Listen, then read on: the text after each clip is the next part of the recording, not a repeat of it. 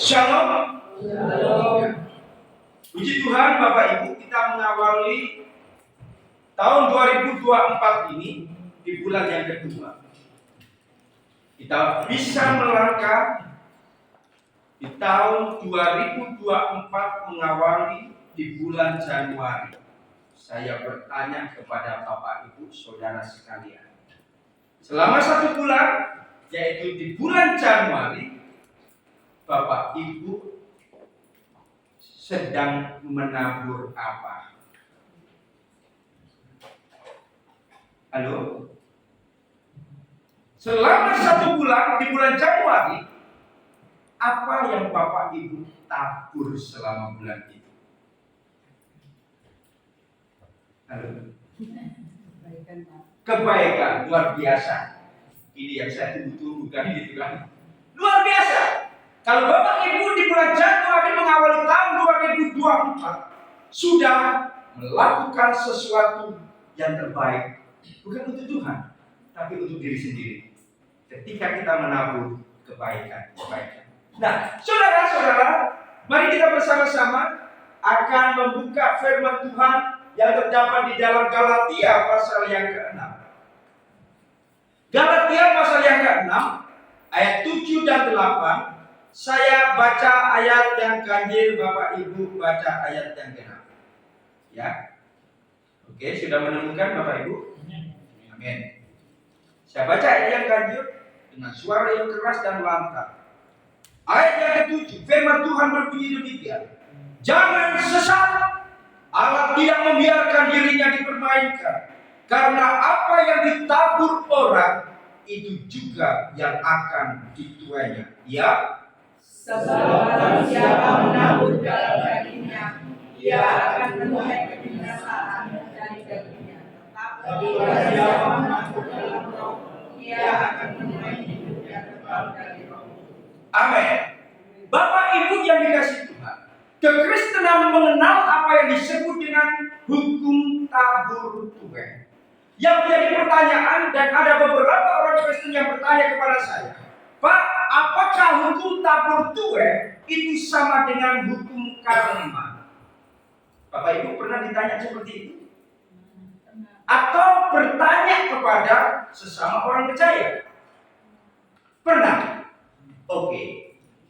Kalau begitu, saya ingin tahu jawabannya.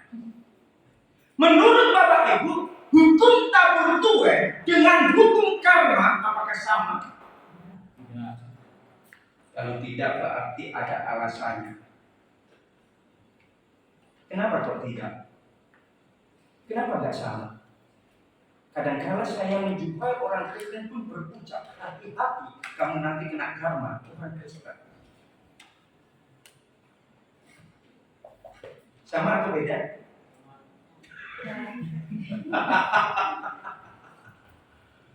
Pak, Bu, yang dikasih Tuhan, kita lihat di sini. Pertanyaannya, apakah hukum tabur tuai sama dengan hukum karma? Ini sedang bertanya-tanya. Orang Kristen sedang bertanya-tanya. Iya ya. Kalau hukum karma itu bisa terjadi. Hukum tabur tuai itu juga bisa terjadi. Berarti sama dong. Kita lihat berikutnya. Next. Nah, saudara-saudara, ada persamaan tetapi juga ada perbedaan yang sangat esensi di sini. Apa persamaannya? Persamaannya, hukum tabur tuai sifatnya sebab akibat. Hukum karma sama sebab akibat. Tetapi tetap ada perbedaannya. Perbedaannya apa? Kalau hukum karma itu bicara tentang melakukan sesuatu dan kelakuan yang sudah ditaburkan itu akan dituai di kemudian hari. Dengan catatan ada korelasinya dengan apa yang disebut dengan reinkarnasi. Pak, apa itu reinkarnasi? Bapak Ibu sebagai orang tua, pernah nggak lihat anak itu, saya katakan tidak nakal, tapi banyak orang tua itu bilangnya nakal sekali. Lalu orang tua bilang seperti ini, Awas ya, kalau kamu nakal, nanti kamu bisa jadi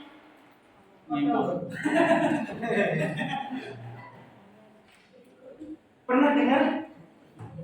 Sadar atau enggak sadar? Ini ajaran reinkarnasi. Dan orang Kristen terpengaruh dengan ajaran ini. Makanya hukum karma itu seperti ini. Kalau orang menabur yang jahat, orang menanam yang jahat, suatu saat ada proses reinkarnasi. Kamu kalau mati, kamu akan menjadi sesuatu. Orang yang jahat nanti itu dia bisa berubah menjadi dalam bentuk binatang. Makanya ada orang tua kalau maki-maki binatang, anjing lu, jangan ngomong anjing, jangan-jangan itu titisannya Mbak Dewi. Pernah nggak Bapak Ibu dengar seperti itu? Iya. Apalagi saya latar belakangnya jelas, Bu Heri juga jelas. Kadang-kadang orang tua tanpa sadar bahwa dia sedang terpengaruh dengan ajaran reinkarnasi. Kalau kamu nakal, hati-hati jadi jambu monyet. Kepalamu di bawah. Betul ya? Iya. Itu ajaran reinkarnasi seperti itu. Perbuatan yang jahat, dia akan cuek pada saat reinkarnasi nanti. Bagaimana dengan hukum tabur tuai? Hukum tabur tuai, Bapak Ibu, berbeda. Kendati pun kesamaannya adalah sebab akibat, tetapi perbedaannya sangat esensi sekali. Bicara tabur tuai, apa yang kita tabur pasti kita akan tuai. Dan kapan kita menuainya itu? Pada saat kita ada dalam dunia ini. Bahkan itu kita akan tuai di kemudian hari. Sama sekali tidak ada di sini berbicara tentang reinkarnasi seperti yang saya sampaikan tadi mengenai hukum karma. Makanya saya kadang berpikir ya Bapak Ibu, kalau orang Kristen memegang hukum tabur tuai seperti ini, seharusnya memiliki rasa takut lebih besar, jauh lebih besar daripada orang-orang yang ada di Bali. Loh iya loh, di Bali kita pernah kehilangan apa? Bukan kehilangan, ketinggalan tas itu. Kita datang lagi, ketemu. Di Surabaya, boro-boro. Lalu berbalik arah aja, hilang. Saya jemur kaos, Bapak Ibu, jemur kaos baru. Beli. Jemur, saya tinggal beli makan siang, hilang. Ya, makan itu. Loh, orang Kristen seharusnya jauh lebih takut dan gentar kepada Tuhan. Karena apa? Hukum tabur tuai. Nanti itu bicara tentang sebuah kepastian. Ya kan? Jangankan seperti itu Bapak Ibu.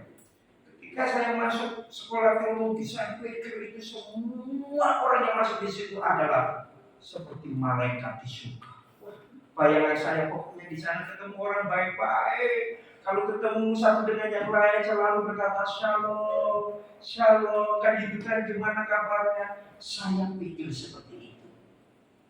Tapi ketika masuk Pak Bu, saya percaya di sini ada yang pernah mengalami hal yang sama dengan saya. Iya, namanya uang ditaruh di atas galon, mau beli galon isian itu Bapak. Ditinggal ke kamar mandi, balik hilang. Coba bayangkan, ini di kampus teologi yang rohani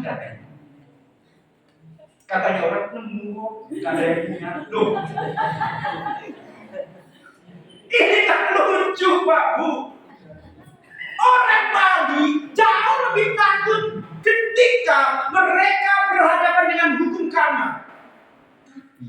Kenapa orang Kristen tidak memahami hukum tabur tuai yang lebih dasar? Makanya di sini dikatakan, jangan engkau sesat. Allah tidak mau dipermainkan oleh siapapun. Yuk kita lihat berikutnya.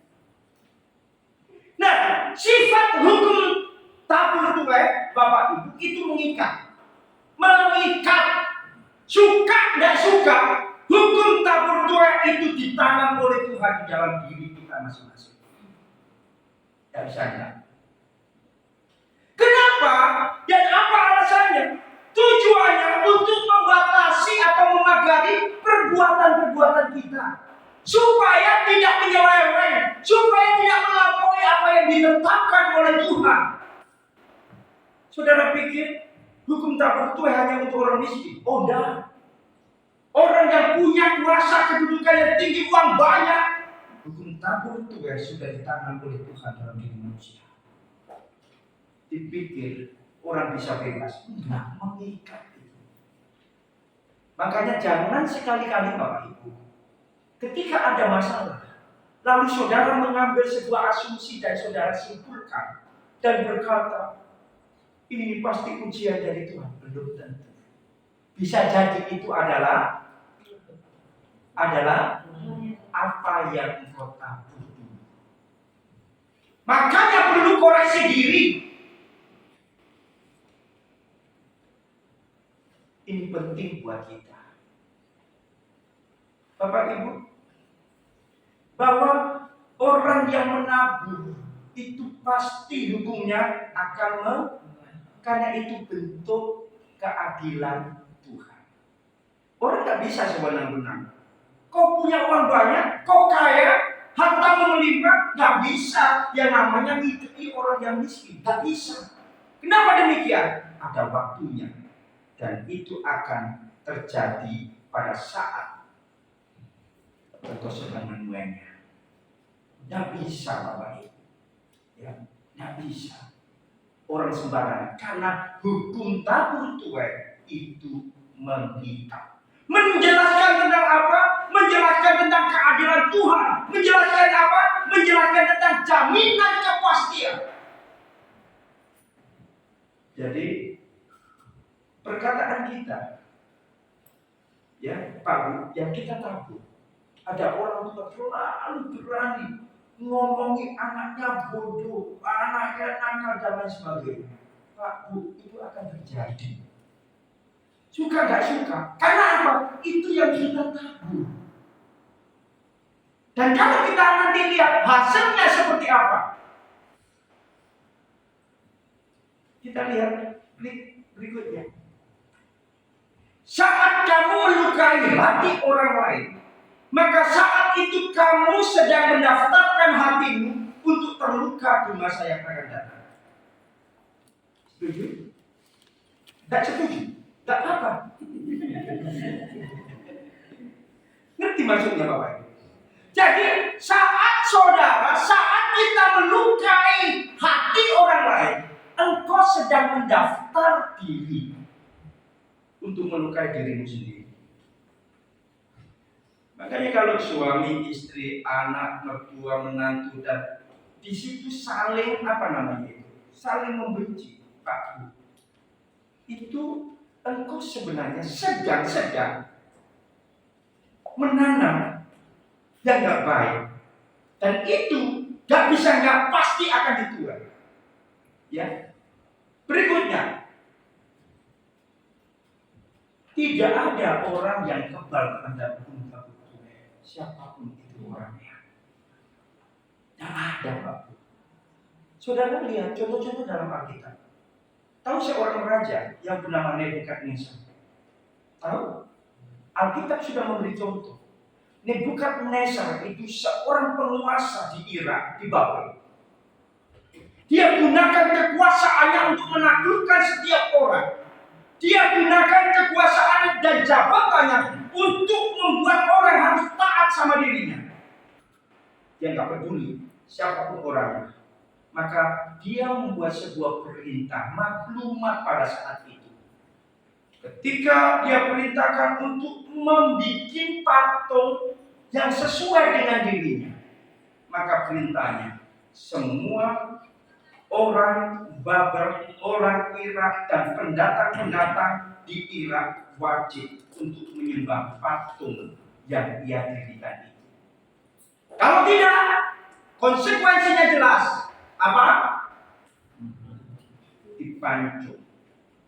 Makanya kira itu sampai sekarang pemberlakuan itu masih ada hukuman seperti itu. Ya. Dan baru yang dikasih Tuhan. Apakah Tuhan menutup mata Bapak Ibu? Tidak pernah. Karena hukum Taurat, tabur tukai itu mengikat. Gak bisa orang sembarangan. Dan Bapak Ibu tahu, di masa selesai pemerintahannya, raja yang pernah gila adalah dia. Kita punya presidennya Pak Soekarno, Pak Harto, terus ada satu lagi Gus Dur, ya Habibie, Bu Megawati, SBY, Pak Jokowi, semua baik-baik ya. Ya, baik-baik kan semua ya. Ini seorang raja, presiden kalau model sekarang, gendeng banget. Kenapa? Karena semasa dia punya kekuasaan, digigilah banyak orang. Makanya nggak bisa orang kaya apapun, punya jabatan apapun, tetap hukum tabur tuai itu Tuhan tanam di dalam dirinya, dan itu mengikat. Perhatikan di sini, tak pernah Anda bisa paham kerugian orang lain akibat perbuatan Anda sampai Anda sendiri mengalami hal yang serupa. Paham maksudnya? Orang kalau sudah berkuasa, orang kalau sudah punya jabatan tinggi, dia nggak mikirin hal itu. Baru dia sadar nggak bisa apa-apa. Mulai mikir, mulai stroke, bibir menceng ke kanan, yang atas ke kiri. Mulai dia ngerti, itu salahku. Kita lihat banyak contoh-contoh. 12 anaknya si Yakub, perhatikan baik-baik. Ada 12. Iya kan? Ada satu yang hidupnya sukses. Siapa namanya? Yusuf. Takut selama hidup Yusuf ini menabur apa yang baik dan berkenan di hadapan Tuhan. Perhatikan, dia dicotai, dijauhi sama saudara-saudaranya sendiri. Saudara-saudaranya yang ia tabur adalah kebencian, dengki, iri, dendam. Itu yang ditabur tiap hari. Ketika lihat wajah si Yusuf, marahnya bukan main. Bahkan mereka berusaha merekayasa kapan kita bisa menghabisi dia. Dan itu yang mereka tabur tiap hari. Kita lihat Yusuf melawan sampai dia memohon belas kasihan.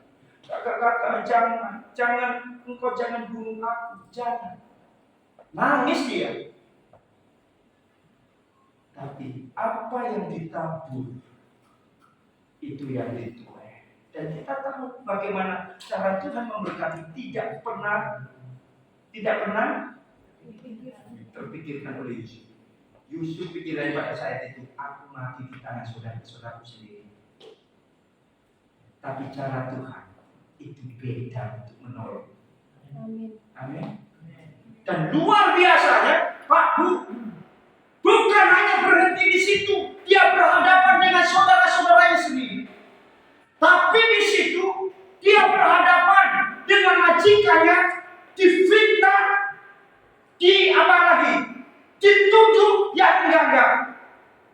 Dia diam, bahkan pernah masuk penjara. Orang pernah masuk penjara, tapi jadi seorang pemimpin besar di Mesir adalah Yusuf. Ini luar biasa ya Bapak Ibu. Siapa nyangka Bapak Ibu? Orang tahanan pernah masuk penjara, tapi jadi perdana menteri pertama di Mesir. Kenapa? Karena dia lapor yang baik. Ketika dilukai, dia tidak mau membalas dengan memaki dan lain sebagainya. Punya alasan dia. Ketika diperlakukan tidak adil, dia punya alasan untuk membalasnya, tetapi dia tahu benar prinsip hukum tak berbuat. Perhatikan, akhirnya yang nulis siapa? Kakak-kakaknya, saudara-saudaranya. Tolong dong, bantu, kami nggak bisa makan. Coba bayangkan. Ya, taburan akan kembali kepada dirinya. Saudara-saudara yang dikasih Tuhan, kita lihat video ini. Mudah-mudahan ada suaranya ya. Bisa? Ya.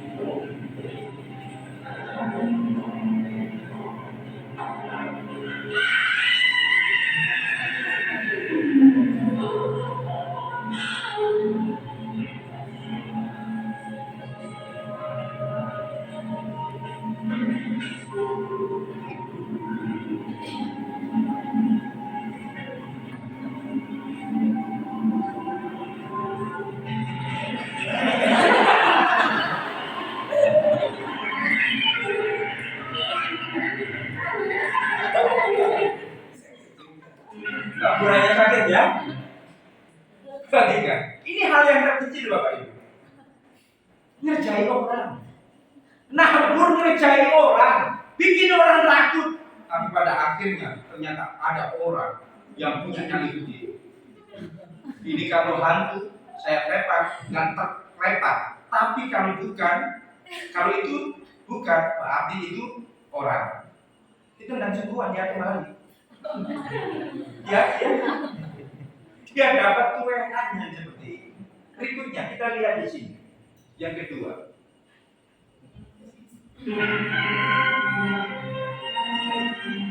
这小家伙又振奋了。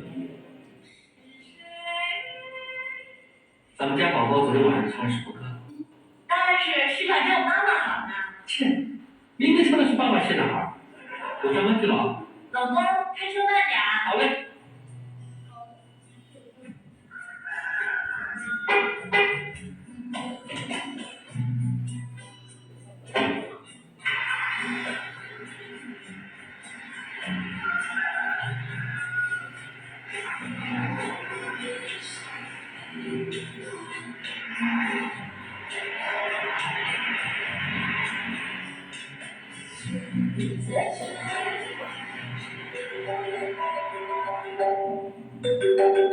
老婆，我肚子快要病，太凶了。别等着，别着急，我马上回来接你去医院。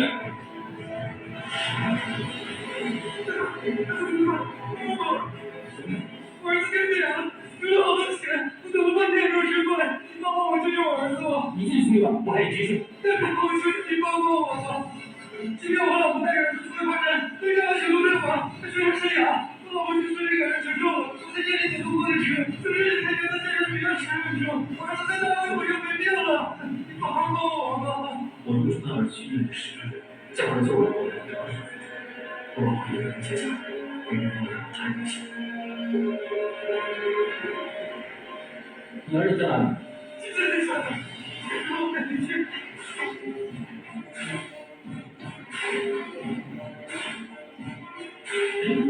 就在上面。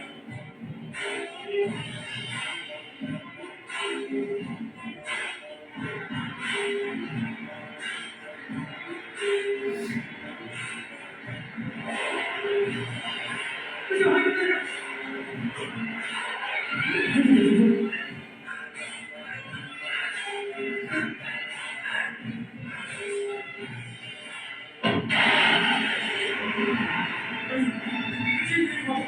马上到医院了。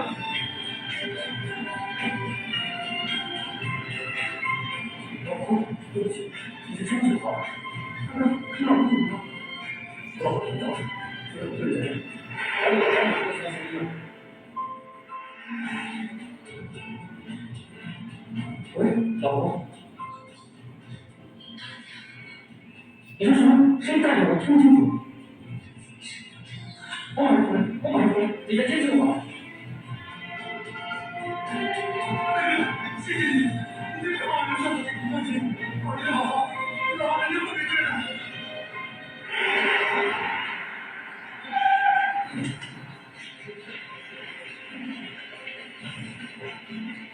可是呗，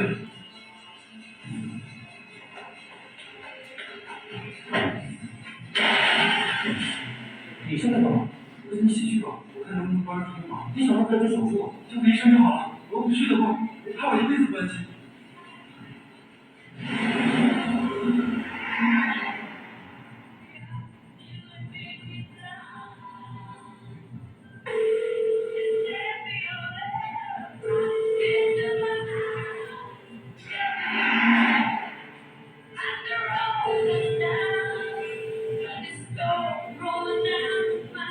大哥，别担心，你老婆会没事的。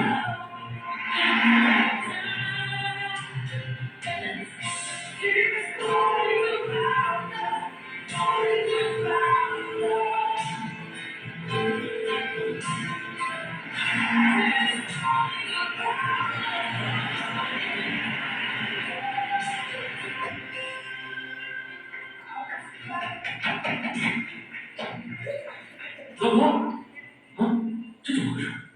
老婆，你怎么在这儿？我们要感谢这位大哥，是他开车把咱们儿子送去医院，救了咱们儿子。大哥，真是太感谢你了，我们今天算是遇到好人了。老婆，怎么回事？老公，是摊上了我们和孩子。我刚刚到村里去找人求救，刚好在外面听见这个孕妇难产，我看到胎位不正，如果不接受专业的接生，可能会有生命危险。正好我是一名妇产医生，我就帮她接生了。来，看看你的儿子。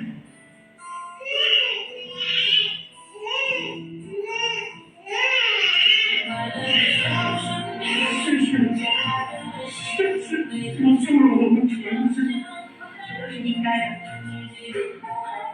其实当时 Puji Tuhan. Pak Bu perhatikan.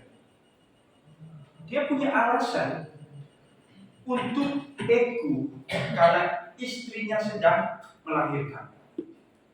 Tapi Bapak Ibu yang dikasih Tuhan, itu tantangan. Kadang-kadang Tuhan memberikan tantangan buat kita. Kita pun butuh. Kita kadang-kadang butuh. Butuh untuk ditolong, ya. Tapi di sini, ketika dia melihat tantangan itu sebagai kesempatan bagi dirinya untuk menolong orang lain, ternyata Tuhan punya cara untuk menolong istrinya tadi. Jadi, istrinya yang menolong tadi itu adalah anaknya yang jatuh itu, dan dia adalah seorang bidan. Artinya apa? Apa yang ditabur seseorang tidak akan mungkin lari kemana-mana, dan itu akan kembali pada saat yang menuanya. Amin. Gak usah takut Bapak Ibu. Kenapa? Hukumnya jelas sekali. Cara kerja hukum tabur tuai, buah yang dituai selalu lebih banyak daripada benih yang ditanam. Saudara memberikan segelas air kepada orang yang membutuhkan, Pak Bu, itu dicatat oleh Tuhan, dan anak-anak kita tidak mungkin akan kelaparan di kemudian hari. Yang ibu saya ajarkan, setiap orang yang masuk dalam rumah ini harus kau tabari makan. Mungkin dia bertamu dalam keadaan kosong, di rumah gak bisa makan, di rumah mungkin orang tuanya sakit, di rumah mungkin orang tuanya gak punya beras. Kau harus kasih makan. Kalau bicara makan di rumah itu tahu, tempe, telur itu aja Bapak Ibu. Tapi harus itu. Dan setiap teman-teman kami yang datang ke rumah kami, bukan orang yang kaya, tapi ini yang ditanamkan oleh orang tua kami. Dan kami dimanapun juga sampai hari ini tidak pernah kelaparan Bapak Ibu. Termasuk semua keluarga kami, tidak ada yang namanya itu pinjem untuk apa? pinjam uang untuk apa? Untuk makan. Kenapa demikian? Apa yang ditabur itu pasti dituai. Amin. Saudara membawa uang apa namanya itu? Air di gereja ini, Bapak Ibu sudah memberikan kelegaan bagi semua yang haus di tempat ini. Tuhan tidak mungkin lupa semuanya itu. Enggak, Tuhan catat. Saudara membantu pekerjaan di tempat ini tidak pernah hilang taburan itu. Dan taburan itu Bapak Ibu, kalau Bapak Ibu menabur satu biji, tuaiannya Bapak Ibu, tuaiannya nggak sebanding, jauh lebih besar. Amin. Iya loh. Ini yang menjadi sukacita kita sebenarnya. Maka kita belajar untuk menabur benih yang baik. Ini penting Bapak Ibu. Banyak contoh-contoh dalam Alkitab. Bagaimana mereka menabur kebaikan. Mereka menerima saat ia menuai dengan tuaian yang jauh lebih besar ketimbang pada saat ia menabur. Abraham ketika dipanggil oleh Tuhan tidak bawa apa-apa dari Ur Kasdim sampai tanah di mana Tuhan menjanjikan. Di situ logistik habis. Tapi Tuhan berfirman, setiap langkah, setiap tanah yang engkau injak itu akan menjadi milik pusakamu dan keturunan. Dan terbukti sampai hari ini. Luar biasa. Maka ajari anak-anak kita, Pak Bu, untuk menabur sesuatu yang baik. Amin. Sama. Keadilannya sama. Ketika seseorang menabur yang jahat, tuaian kejahatan itu jauh lebih besar. Ada orang suka tipu sana, tipu sini, tipu sana. Dia nggak ngerti di depan sana, tuaian itu sedang menunggu dia. Dan itu sangat mengerikan sekali. Dia nggak sadar bahwa malapetaka sedang ia datangi perlahan-lahan tanpa ia sadar. Makanya Bapak Ibu, kalau Bapak Ibu punya konsep hukum tabur tuai seperti ini, Bapak Ibu nggak menjadi orang yang khawatir jalan hidup ini. Menghadapi siapapun, Pak Bu, kita nggak menjadi orang yang takut dan mengecut. Kenapa demikian? Saya pernah cerita kepada Bapak dengan sebuah analogi seperti ini. Coba lihat Bapak Ibu, di sini yang usianya sudah di atas 30 tahun, ada tangan?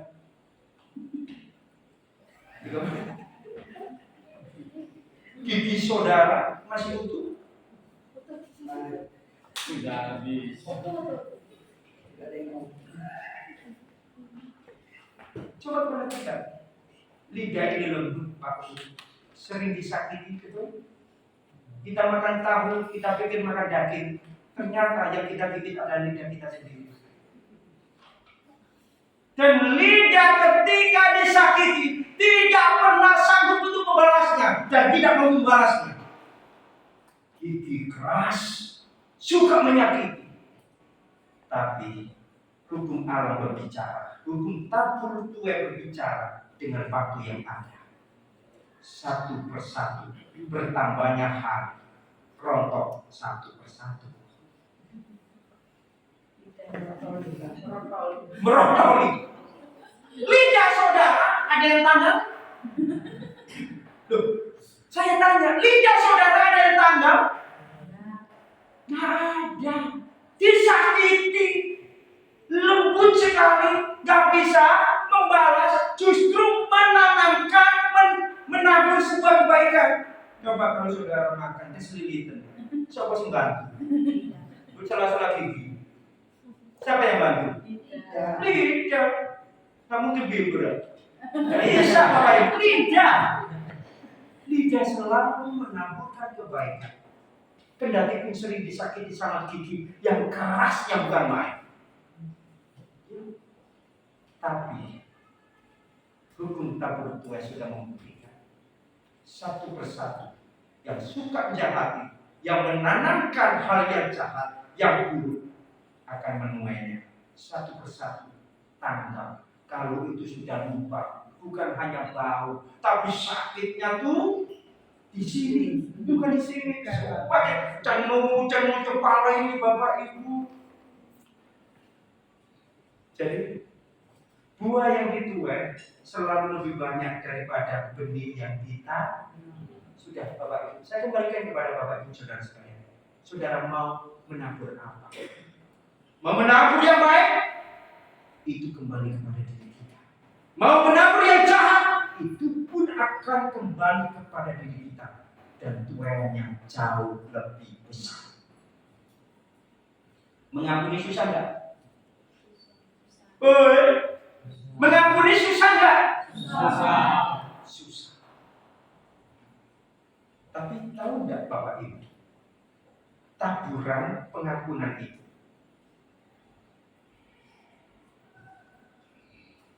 Alkitab katakan, barang siapa yang tidak mau mengampuni, konsekuensinya apa Bapak Ibu?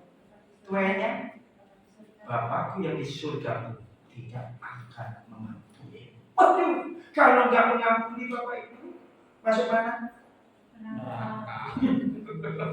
Semua. Masuk kesimpulan. Jangan sesat, Allah tidak membiarkan dirinya dipermainkan, karena apa yang ditabur orang itu juga yang akan dituainya. Mulai sekarang belajar menabur kebaikan. Amin. Percaya itu akan kembali pada diri kita. Sama seperti orang sedang melempar roti ke dalam air. Sesaat itu dia nggak lihat roti itu, tetapi tidak lama kemudian roti itu akan timbul dan didapat kembali. Amin. Mari sebelum kita menerima sakramen perjamuan kudus, mari kita mengoreksi diri kita masing-masing. Kita mengoreksi diri kita masing-masing. Kita berikan pujian